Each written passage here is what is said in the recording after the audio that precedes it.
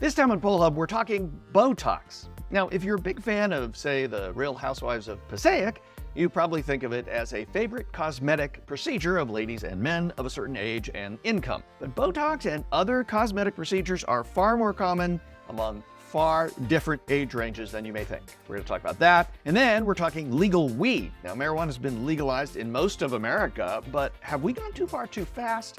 We're talking to an expert to get a data-based look. And finally, what do college kids like to drink? Or rather, what did they like to drink in 1939? That's our fun fact. Stick around.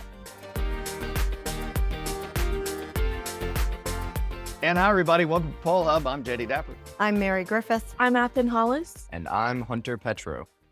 Botulinum toxin. You may have heard of it, better known as Botox. It is a toxin injected into the body to reduce the appearance of wrinkles and signs of aging, and it's usually associated with older age groups, but is now becoming more popular and trending with younger Americans. The average cost of Botox injections is about $530, according to statistics from the American Society of Plastic Surgeons, and it lasts around 3 to 4 months. So what's the deal with younger Americans jumping on board with Botox? Well, so we've seen more and more celebrities like Kylie Jenner, who is 26 years old, that have started using it regularly, and the use of such cosmetic procedures have become really trendy online. But is Botox really helping younger people, or is it actually really aging them? Looking at Americans' views of cosmetic procedures in general may give us some insight. Most Americans don't approve of cosmetic procedures. According to July 2016 Pew Research survey results, 61% of Americans said people are too quick to undergo cosmetic procedures to change their appearance in unimportant ways, but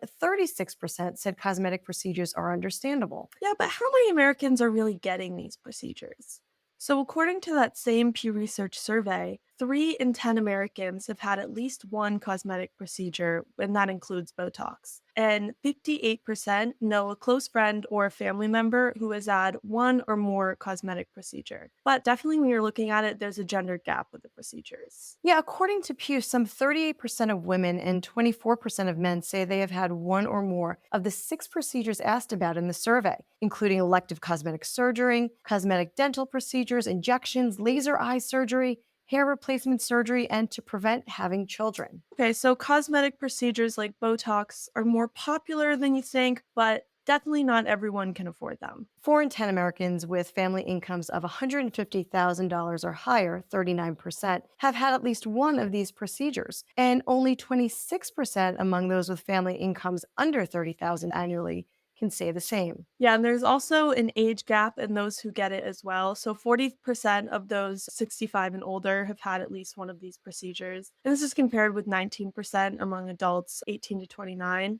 And so we can see that older people are still more likely to have one of these procedures done, but there is a surprising amount of younger people that are getting these procedures as well. Zeroing in on Botox, its use and that of products like it is up. In 2023, there were close to 5 million procedures using Botox, Dysport, or Xemin, products like Botox, a 6% increase from 2022. Now let's get back to young people. How has their usage increased? According to procedural statistics between 2019 and 2022, the number of people 19 years old and younger receiving neuromodulator injections, aka Botox, increased by 75%. Their use rose by 71% in adults 20 to 29 years of age. Yeah, so cosmetic procedures have gotten so popular that the government has stepped in to introduce new license requirements. So it's illegal for these treatments to be administered without a license. Also, those under 18 can't get Botox. And Botox is not a permanent procedure.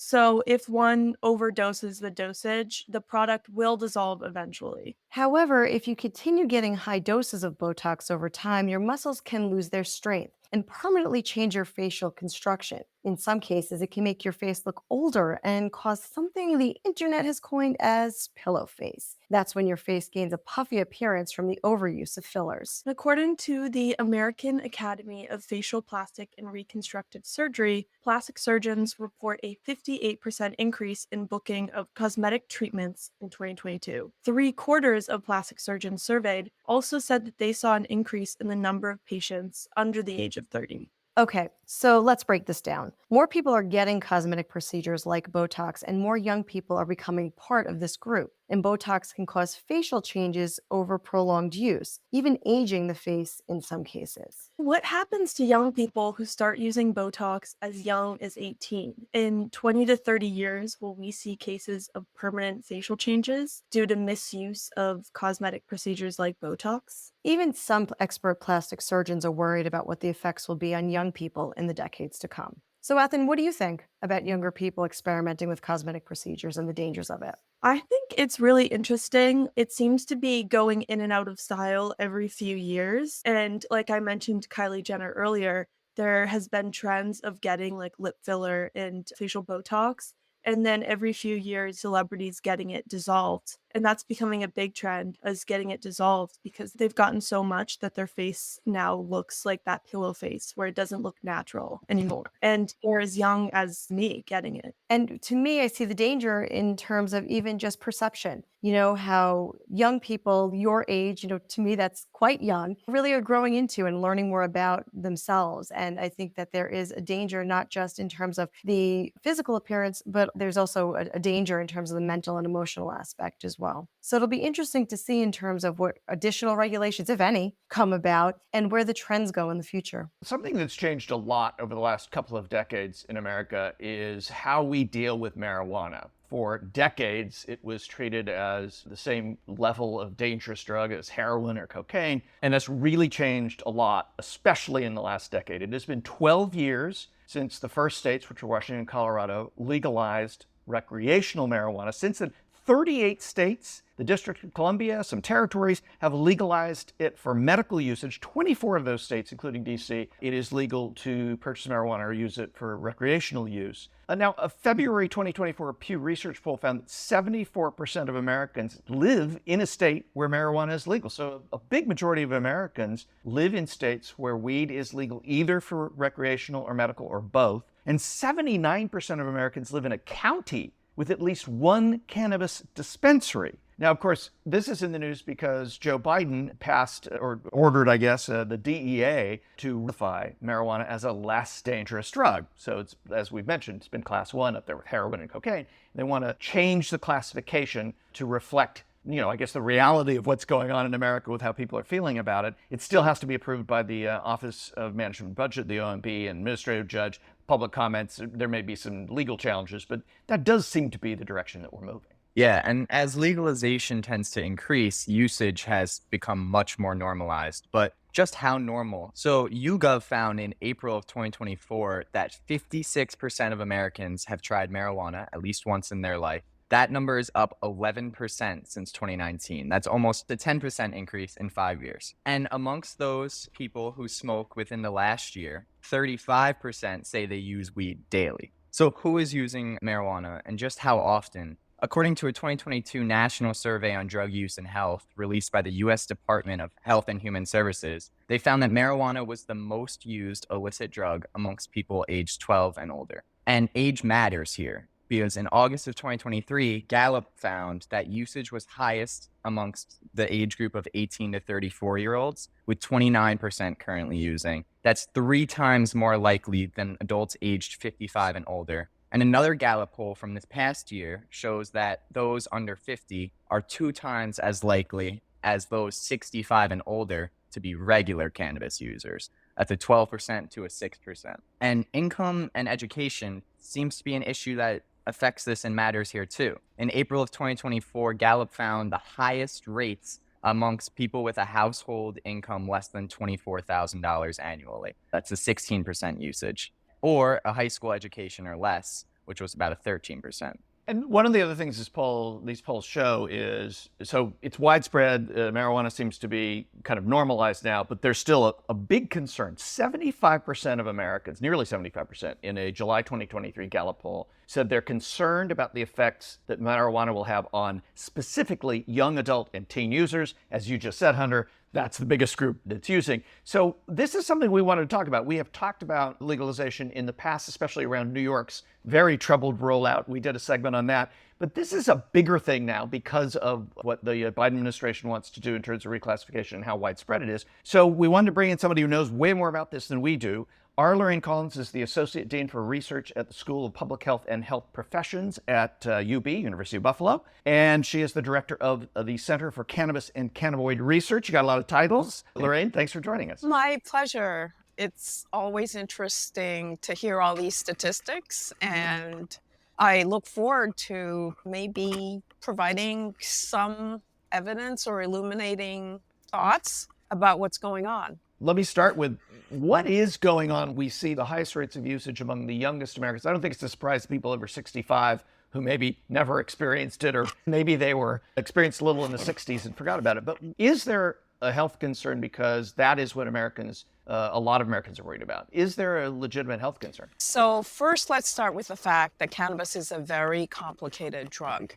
And it's really important to think about context. Yes, young people are the group that use it the most, but we have to think about the frequency with which it's used and exactly what they're using and the purposes. I mean, there's so many factors that need to be considered. It's not enough to just say there's an increase in use. So the first consideration. I think the other thing that we all have to admit is that cannabis is a neurotoxin. And so concern about youth has to do with the fact that those who start at a younger age are likely to experience more negative effects. And particularly, right now, the age for recreational use is 21. If you're starting in your mid-teens, 15, 16, and you're using a THC-heavy product, you definitely are doing damage to your brain. So that's a cause for concern. One of the things that it's important to look at with cannabis is what effects are similar to other drugs that are used by young people, let's say alcohol. Because again, drinking age is 21, but there's lots of data that say that people start drinking in their teens.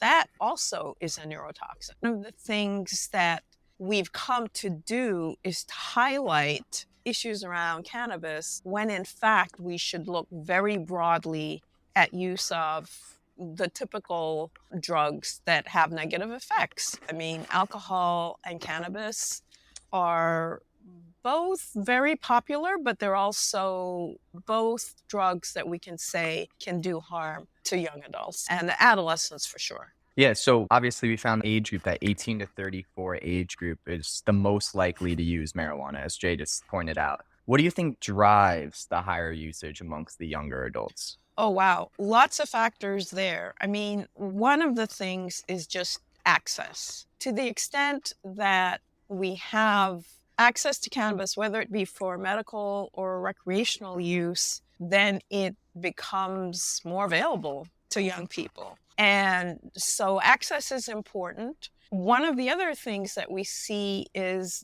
that young people tend not to see cannabis as harmful. They see it as benign. And that approach or that thought can lead people to say, oh, not a problem if I use it. I mean, the key thing that the advocates did when they focused on cannabis in California, for example, and got that first medicinal cannabis law passed, was they focused on the fact that cannabis was natural and it had medicinal benefits. And those two things are true. But for young people, oh, it's natural can be a way in. And, oh, it has benefits also can be a way in, plus access and use by peers and all the other factors that we see with substance use. I've run research in which college students have described to me the fact that they use because they're bored, which is an interesting finding. And I bring it up because I think there were a lot of young people who may have been bored, disaffected in some fashion, and may have thought, hey, this can help.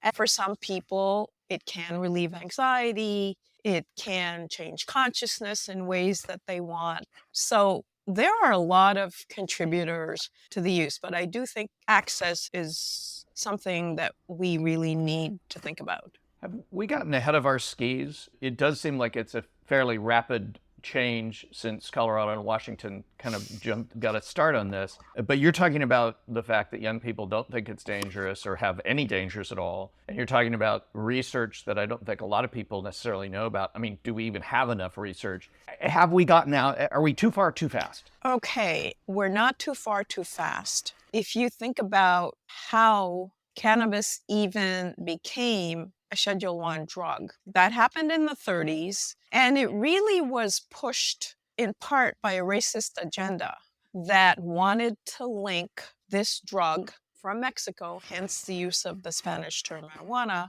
to unsavory elements within society. It's the jazz musicians, it's the people of color, it's poor people. And part of demonizing cannabis was to put it on Schedule 1, because when you think about that, one of the things that level of drug is characterized by is that it has no medicinal benefits. Well, we know now that cannabis does have medicinal benefits. Right now, there's a drug called Epidiolex that was approved by the FDA, I think in 2018, that is successfully used with rare childhood epilepsies. That drug has, for some children, moved numbers of seizures per day from hundreds to single numbers, to single digits. That's a benefit. Does alcohol have any benefits? But yet, it's not scheduled, right? So one of the things we have to understand is that some policies are not based on science.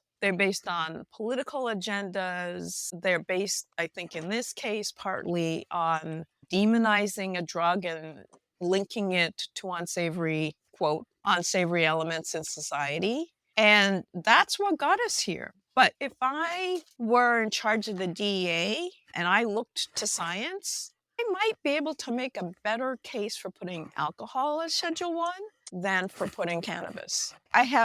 Do you know of any benefits of alcohol other than to lubricate social events? And that's the reality of where we are. And what we're trying to do now is to look at the science, and the science is giving a very different message than the message that was pushed in the 30s. Yeah, so how do you think we help educate that younger generation? Because obviously, like you said, it's a hard thing. Alcohol is pretty easy. They come into the classrooms and like you said, there's no benefits to it. So it's more of a don't do that, drunk driving, et cetera, et cetera. Now with this, it's harder because there are a lot of positives to it. And I know I'm a part of this younger generation, and a lot of my friends talk about it much more positively and just have much more positive viewpoints towards it than they do towards alcohol. How do we balance the educational aspect of it being a positive, the natural, and there are health benefits, but also all the negatives that can come from it of that you don't really even realize until you're a little bit too late into usage. A year in,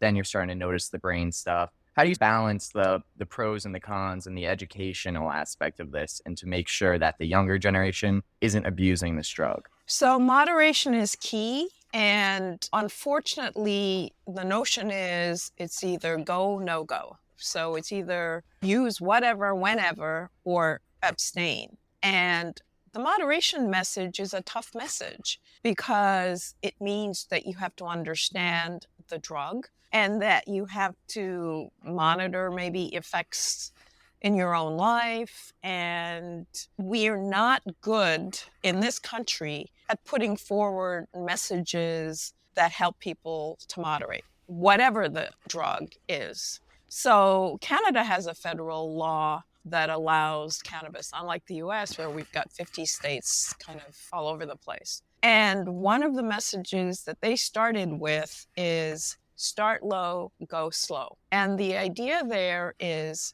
you start with low dose, and as you become more aware of how your body reacts and what effects you're experiencing, then you might titrate up. The other thing that we've not done is regulate cannabis products really well. If you are a young person and don't really understand all the issues with dosage, the balance of THC and CBD, you could use a high THC product that could do you pretty significant harm. I mean, you can now purchase THC that's 99%. And that boggles my mind. I mean, why have we not set a limit that says no product over 30% THC? So a lot of it is this not just need to educate young people, but to promote and to pass policies that regulate the product, regulate the market. Alcohol, we have limits on the alcohol content of hard liquor. Cannabis, depending on your state, there may be no limits. And that's our problem. The problem is where things got ahead of us is the marketers and the industry unopening and went for it. And now people are trying to put the onus on the individual, but the policymakers have to step up. And having cannabis as Schedule 1 is not stepping up. It's actually failing to do your job and to pass regulations that would help young people and others. Because, by the way, old people have upped their levels of use. It's true they don't match 18 to 25, but we are seeing exponential use of cannabis among older adults. Yes, it's for medicinal purposes, but I don't know if you saw it. New York Times had this great picture of an older gentleman, medicinal cannabis user, sitting on his lawn chair in Florida with his blunt. It was amusing. And I can send it to you because I use it in my cannabis seminar. But that's what's going on. I mean, one of the things that we do, again, I think it's part of demonizing the drug, is to say, oh, young people are the problem. The regulations are a huge part of the problem, or lack thereof, I should say. Yeah. Seems like we're in earlier days than I think a lot of people think, because it's moved so quickly in so many states. And as we noted, so many people live in counties with the dispensary. So a lot to think about. And thank you so much, Lorraine Collins. She's, again, the Associate Dean for Research at the School of Public Health and Health Professions at UB and Director of the Center for Cannabis and Cannabinoid Research. Thanks so much for coming on. A lot to think about there. Oh, we could go on for days. I imagine. Oh, I imagine. my Yeah, goodness. great. Yes, Thank you. My pleasure. So anybody know what happened to Lee? Because again, we're into a fun fact without him. I think he's abandoned us. It's very sad. I'm sure he'll be back next week. So we're taking a look at popular college drinks, but not popular drinks now among college students. We're going back to 1939 to find out what the favorite drink of college students was at that time. Again, this comes from our friends at Roper, and the interview dates was actually this month, back in 1939, August. So the top drink at that time was Coca-Cola. 27% of college students saying they drank Coke. Milk came in second at 15%, coffee at 11%, beer with 9%, sodas and ice cream at 6%, tea at 5%, and almost 3 in 10 saying they didn't know. Hunter, what do you think? It's interesting to me that Coca-Cola is somewhat separate from the soda section there, and opened my eyes to how different Coca-Cola was looked at back in the 1930s. But I have to say, and Jay and Appen will know this very well, I'm concerned that I'm not seeing Red Bull as an option here. Red Bull every morning is going to be my go-to. Athen? I think it's interesting that soda, ice cream was an option. So I'm thinking they're going for like a float type of moment, but I didn't realize that was a beverage option. But now that I'm hearing it, I'm choosing that one. I'm going for like a good root beer float. I like how you think, Athen. Jay, what about with you? What surprised you here? Well, Athen, the soda fountains were still a big thing then. And you'd go to up to the soda fountain, which was often in a pharmacy or a drugstore. And yeah, I saw that too. And I was like, ice cream, what? And then I was thinking about that as just a different era. So look, I mean, if you surveyed Marist, and it's not just Marist, if you surveyed college students right now, would beer be at that low a number? You guys are in college. You just got out of the Hunter, you're a sophomore. Would that number be that low? I doubt it. You'd have to ask Athen. Unfortunately, I'm underage, so I don't partake in that kind of activity, nor do my friends. I wasn't saying you. I was just saying your peers. Yeah, Is that number accurate, do you think? You have to ask Ath. I think that number is definitely higher. I think in this day and age, I think the drinking culture of college, it wouldn't just be beer. There would be a whole slew of things on this list. I think it would be a completely different list if you asked today. So I have another question about that. So one, remember the drinking age was 18 or lower back then, depending on the state. College kids could drink, so that's one thing. The other is milk, 15%. Do you know any, and Hunter, you can't answer this because it's legal to drink milk at your age. Is that something you guys see your peers drink? Like when you go into the places to get food or whatever, are people ordering milk? Personally, I don't see that.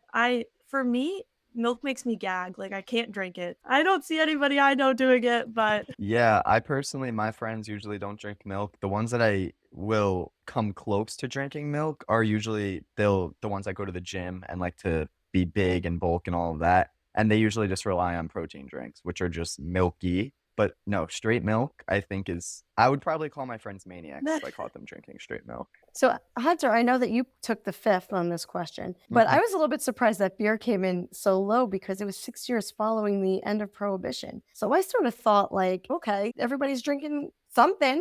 May not be beer, but yeah, I mean, the milk proportion surprised me. I am too, but I think coming 6 years after Prohibition can be a double-edged sword where a lot of people, especially younger people, still probably weren't open to drinking. And it still looked not as favorably upon in society at that time. It was just a very different traditional time. So I bet there's another poll from that era that you could dig up about what people thought about drinking post-Prohibition. Maybe not a fun fact, but a fact nonetheless. That's something you could do in your spare time in between Red Bulls. Sounds good. Sounds like a deal.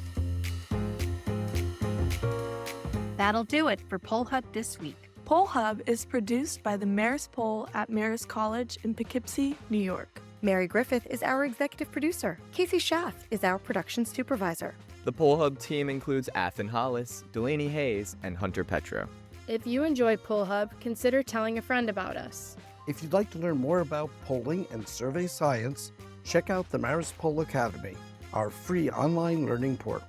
If you have questions for us, tweet them at us at Marist Poll. Remember, you can always tell your smart speaker to play Poll Hub, and with any luck, it'll cooperate. And finally, wherever you listen to Poll Hub, there is a subscribe button. Click it, and the latest episode will be ready for you In your podcasting app as soon as it's released. We'll see you next time.